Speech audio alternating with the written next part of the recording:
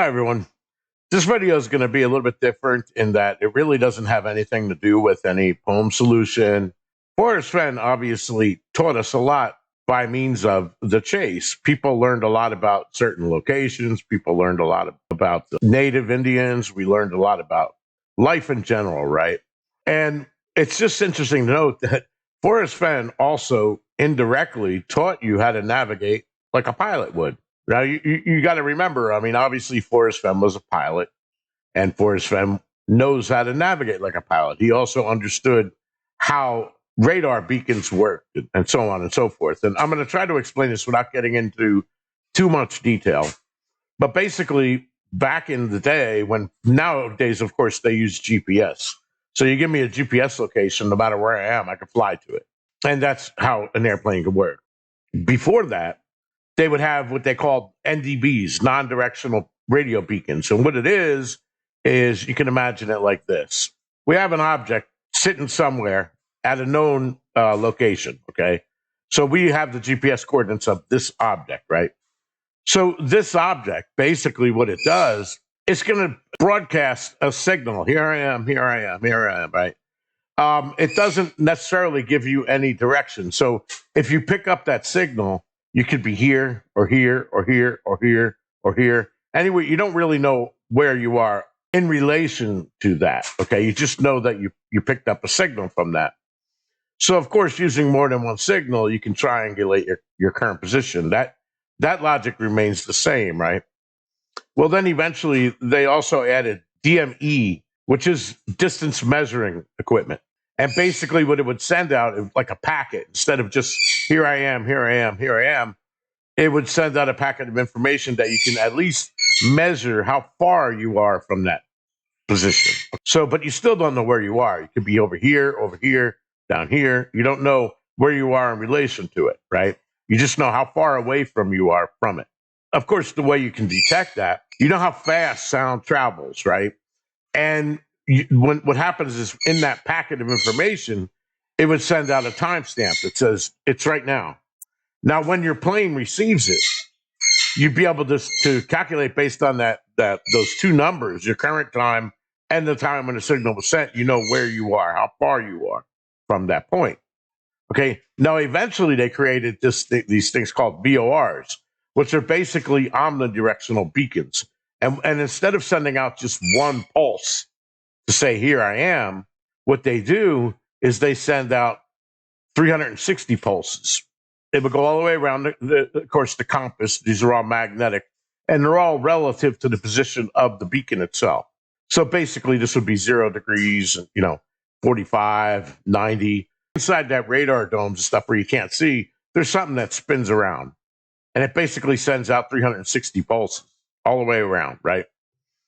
So now it also has the distance measuring equipment. So now we've added a difference, though. Instead of being a single pulse, there's 360 pulses.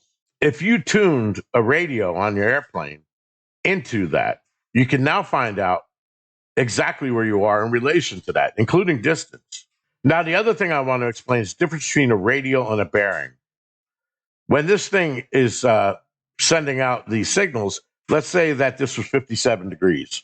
So that's 57 degrees from here, because remember, everything is related to this point.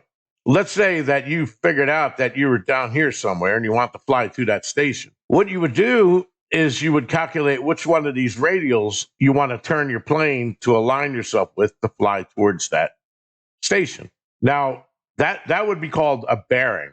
So let's say that we wanted to fly the reciprocal of that, right, which would be 237 degrees. So this down here would be 237, right?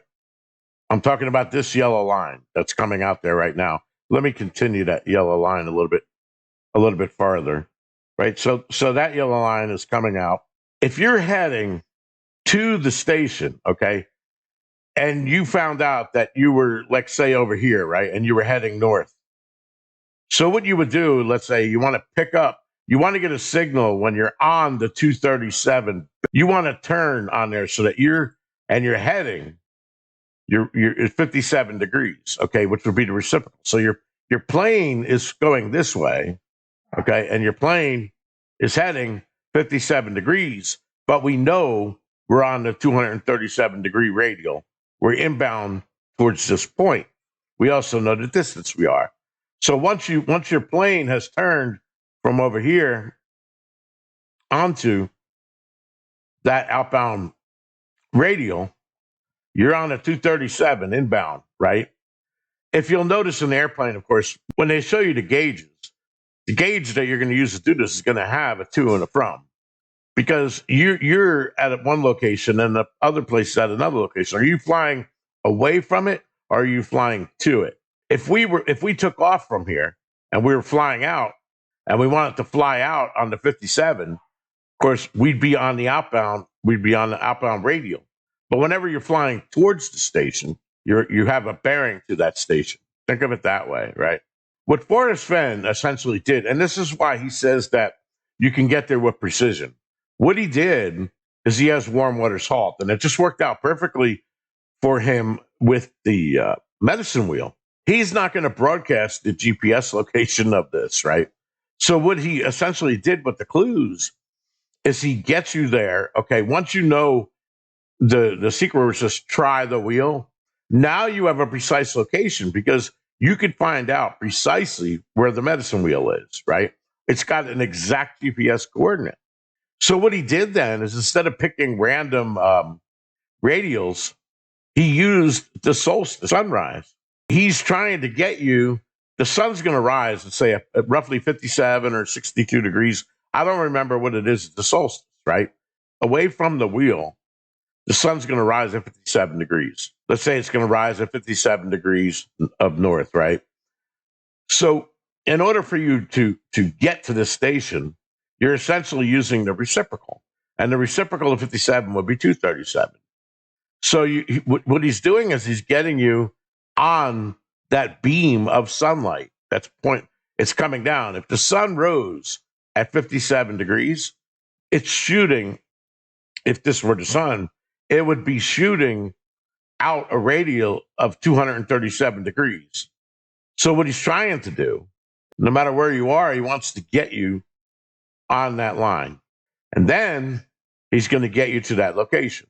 So that's why he's referring back to that location as where you're putting in, right? He's getting you to a point to put in to follow the sun.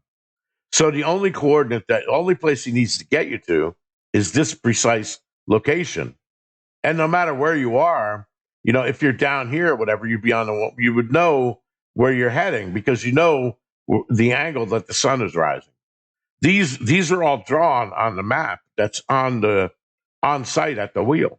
So we know that we want to follow the sun, just like I did in my previous video where I showed how the spirits would go there, because they considered the medicine wheel, the center of the medicine wheel, the doorway to the afterlife. So when all of the spirits of the Indians would die, when they're dead, they would use the wheels to lead themselves to the main medicine wheel, and then they would follow it up in to get in and jump into the doorway to the afterworld, and that was it, right? So essentially, Forrest Fenn is dying, right? So he's heading there, just like the natives that he loved. He's heading to that place, and along the way, he's going to drop off the treasure chest somewhere. Okay, we don't know where it is, but it's going to be somewhere along that line that's opposite the sunrise. So if the sun is at 57 degrees from here, then when you're going away from it, it's 237 degrees. And you can see that. You don't need to worry about the degrees. You don't need to know anything about math, because at the wheel, you have the O cairn, and it's described. It's the center. And then you got the E cairn over here. So you're just essentially going on a topographical map and drawing a line that extends from the sun, when the sun rises at solstice, out into infinity. It doesn't matter, right? All you're trying to do is get yourself on this line. He tells you that you're not, when you get here to the center, you're not going to do any movement, because he's telling you that the place that he wants you to go to, which is ultimately here where this X is not far from here, but it's too far to walk. What he's trying to do is get you up in, and you're going to stop here where it is, because he's telling you you're not going away from this point. You're going to go here. He doesn't even have to tell you why. In our case, in my solve, we know the reason why is that there's a waterfall right there. That's water high, right? And heavy loads is where he's taking you to. So you're not going to go all the way to the waterfall. You're going to stop at heavy loads. And the blaze, of course, has more depth to it. Okay. So it would be the sun. Now, obviously, when the sun rises, the earth rotates. So the sun's going to start moving towards the south and towards the west over time. So this blue line that I'm shooting out is obviously going to change and be all over the place during the day. But he says he wants you to catch it at a specific time, which is solstice sunrise. So basically, you're going towards the blaze. All right. If you've been wise and found the blaze, look quickly down. All right. So there's a lot of meaning going on here in the poem where he is basically describing getting you to a beacon. The radials that are shooting out are not necessarily based on 360 degrees. They're based on the clues in the poem and the cairns, A, B, C, D, E. And he's describing them as, no place for the meek. The end is ever drawing nigh. There'll be no paddle up a creek, just heavy loads and water high. So he's using those as radials, and he's telling you where to head to. And he's mentioning the blaze, and he's telling you quickly down because of the rotation, the sun is going to move in the sky. So you would have to be at a specific, very specific time. You already know the other block because he's telling you when you go up, you're going to head to heavy loads and water high. So if you're on this blue line here, if you're on that bearing, okay, you're going to keep following that until you get to heavy loads and water high. It's going to be a dead end. You're not going to be able to go anymore. So he didn't have to give you a distance from here.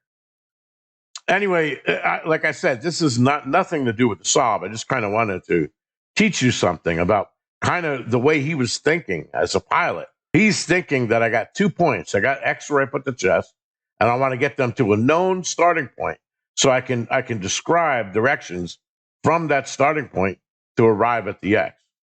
So he was thinking just like a pilot would think, okay? And consider the wheel being a VOR. So he's taking you to the VOR. That doesn't mean that the VOR is where warm water's halt, but you're using the VOR.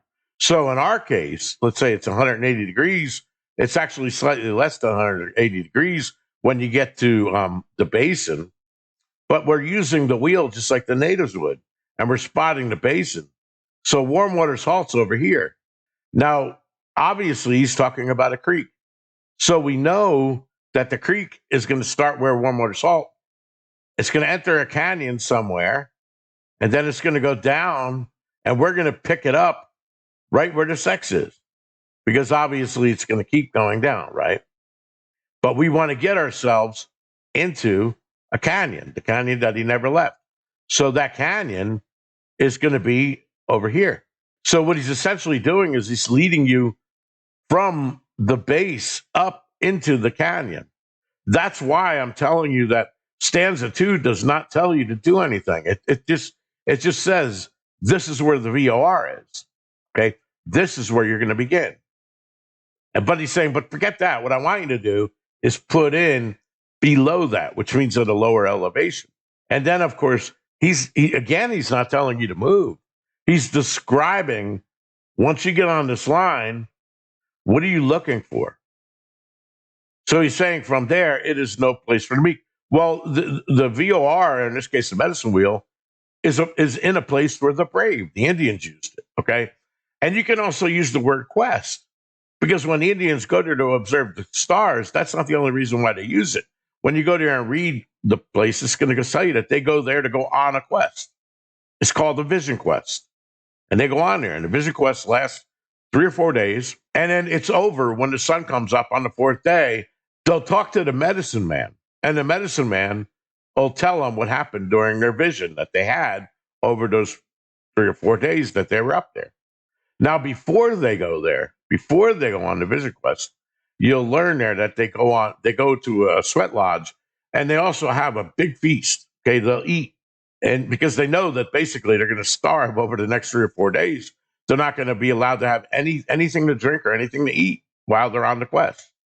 That's what Forrest Fenn is describing and looking for Lewis and Clark. That's why you'll notice that he said that he ate all our candy bars the first day. And then he tells you they couldn't find anything to eat. because he's describing the Vision Quest. So now, the first time you're reading the poem, it's all in your imagination. We're not trying to go to a map. We're not looking at Devil's Canyon and okay. So now we know where to start. Let's find no place for the meek. Oh, must be Devil's Canyon. No, he's using everything that you would be using when you're at the Vision Quest. Okay, you're staying there overnight, and you're going to use the stars also at that wheel. So your quest ceases when the sun rises. So now you're turning your back to the sun and you're leaving the wheel. So why is it that I must go, and you're leaving in peace? This is what he's describing, basically. But you got to do it all in your imagination. When you first use the poem to uncover Try the Wheel, that doesn't mean you go to the wheel and now you go to the map immediately because you still have 8 more clues to solve. The whole trick is that you got to use the wheel in order to solve those other 8 clues. Once you've done all of that, everything is going to fit right into place, just like it did in our solve. He didn't have to say which canyon, where does Warmwater halt, which creek. That's why he was able to use generic terms saying your creek, the canyon. And blaze, when he says the blaze, it's going to be something very specific. So if we're talking about stars here at the wheel, all the stars are blazes, A, B, C, D, E. But E, the sun is the main blaze. That's the main blaze. Now, when your boots on the ground, of course, you're looking for the blaze, which is going to connect you from your vision quest, let's say, or your imagination to the real world, because it's going to be a physical blaze on the ground. And he's describing that in stanza 3. So that physical blaze will probably be a trail marker that's going to, he doesn't have to worry about telling you where it is because he already got you on the trail that's heading you up towards Heavy Loads and Water High. So once you spot that sign that describes that, you're there. But then he has one last thing for you to do. And he says, but tarry scant with marvel gaze, just take the chest and go in peace. So he's only really telling you, here's the starting point. He's not telling you to walk down the canyon or anything like that. He's saying, here's where you start. Here's where you put in. And then he's describing where he wants to get you to. And we know that we're going up a creek, so we can make that assumption. This is not a river. So all the way from here, where Warmwater's halt, it's going to be a creek. It's not a river because he doesn't mention rivers in there. And he also doesn't mention having to ford it or anything like that, right? So basically, that's it. So it was really cool the way Forrest did this. I mean, he didn't use pilot terms and he didn't overcomplicate it. Like I'm trying to explain it here, and I was trying to use pilot terms and use degrees and radials and bearings just to make you kind of think like a pilot. But what he did is he made you think like a pilot without you having to learn how to be a pilot. And and I believe that that's one of the, he spent his whole life doing that. When he was sent on a bombing mission, he would be given a target. And what they did is, remember how I showed you the radar tower that was up at Mangyang Pass? That is what they call, I think it's called a Vortac. It's a VOR, but it's a temporary one that they would set up in a war or in a desert. So they could set that up there so that their bombers and their airplanes know where they're going. So they set that up close to a base, and they have people up there that'll maintain it, right? Because these things need to be maintained. So do you think it's a coincidence that right below the medicine wheel on Medicine Mountain Peak, there's a radar dome that was used by the Air Force, and eventually they turned it over to the FAA to use for commercial airlines? Okay, the thing is still active today. But it's old technology because, like I said, they use GPS now. But Forrest Fenn is not going to give you a GPS. So what he did is poetically, he's leading you to the wheel. And then poetically, in your imagination, he's describing how to use the wheel, what clues that you're going to look for. And when you put those two things together, he was able to get you here without having to name a single thing in the poem that exists in the real world. In other words, he doesn't mention Five Springs. He doesn't mention Five Springs Canyon. He doesn't mention any of that stuff because he's telling you that just the clue, 1 or 2 clues alone is not enough information to get you where they need to begin. He's telling you that beginning is the most important thing. Okay. This, folks, is the reason why I'm so into my solve. It's not because I think I'm great or anything. I'm just saying there is no way that this is a coincidence. It's rock solid. I mean, everything just works. And it's so cool because he didn't name a single place. He didn't name the starting location other than the try to wheel. But the try to wheel is his secret where that we revealed. How did we reveal it? Well, we revealed it by taking his treasures and following in his footsteps and taking it in there. As I have gone alone in there and with my treasured bulb. We did that. We don't have the physical chest, but we used the title to get us to that point that we're there. Okay. And then all of the stuff will kind of make sense where he's talking about no place for the meek. Well, if it's no place for the meek, then this has got to be a place for the brave, right? He's not telling you to go do a brave act and jump across a rushing river, propel yourself down a mountain. No, I mean, he's not putting people in danger like that. Okay. And even the home of Brown, you have to analyze what that means. A home is a place of origin. It's not a physical house. It's a place of origin. And whenever you have where he has the prepositional phrase of Brown, okay, you can think of that as a proper adjective. So he's describing a group of people, okay? And essentially that group of people is all the people that make up the coalition of the wheel, which happens to be all the people that make up all the native Plains Indians in North America. So it's an entire group, and that is their spiritual home. Remember, Forrest Fenn said, my church is in the mountains and where the streams and stuff. That he's leading you to a spiritual place, right? Now, if you know that you're sick and you're dying, and Forrest Fenn spent a lifetime collecting Indian stuff, that was his main thing, right? He begins his story with his first arrowhead. This is not hard if you want to use hints. So he loved that, right? So wouldn't it make sense that he would want to go to a place that's spiritual for the Plains Indians to die? Do you not think that when he met Joe Medicine Man Crow and Cody, the last war chief ever to live, right, in Wyoming or just anywhere in the United States, he was the oldest war chief. He was also a World War II hero. So this man is amazing. He was also the first native to get a master's degree, I think, or a PhD. And he is a PhD in archaeology and anthropology.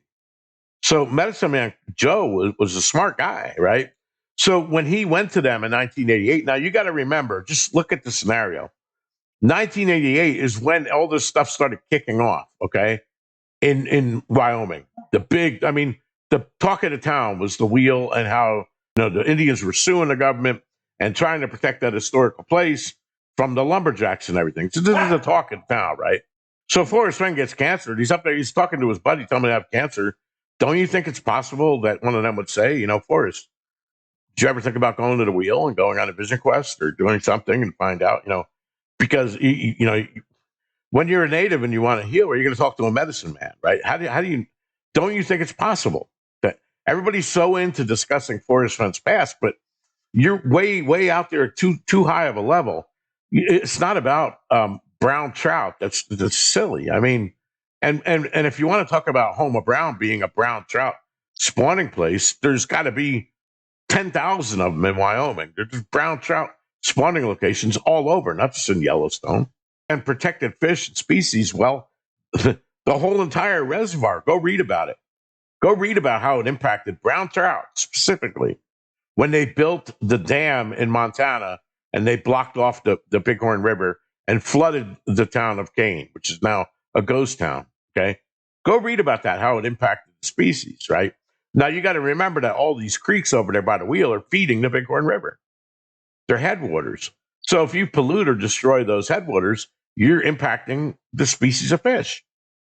It doesn't have anything to do with because why would you single out a single place that people go brown trout fishing when first of all, it's not about that. You don't see anything in the poem about brown trout, right? So why would you do that? There's millions of places. Even in Yellowstone, like I pointed out, when Forrest Fenn first started going to Yellowstone when he was a little boy in the 30s, they stayed at Fishing Bridge. So his first exposure to fishing in that park was at Fishing Bridge. Nowhere else in that park. Now, I'm sure when he became a teenager, of course, he became more familiar with the park and he started showing people where to fish all around. But that's the point. He was showing people multiple places to fish. There's nothing special about 9 Mile Hole, but I'm not here to discuss that. I'm trying to keep this video funny. So anyway, like I said, this has nothing to do with a solve, but I just want to put that out there because I think you would enjoy it. It just gives you an idea of. Could you imagine going to school and having Forrest Fenn as a teacher? I think he was brilliant, and I think what he did is brilliant. You know, and honestly, it saddens me to see these really low hanging, lame, solves like 9 Mile Hole. It's not giving the man any credit because, first of all, it would make him look like a complete idiot because his poem doesn't fit the place at all. Why did he spend 15 years constructing this thing and look for a dead tree that's on the ground? It just doesn't make sense when those dead trees exist all over the place. There's nothing unique about them. Anyway, folks, hope you have a good weekend. Peace.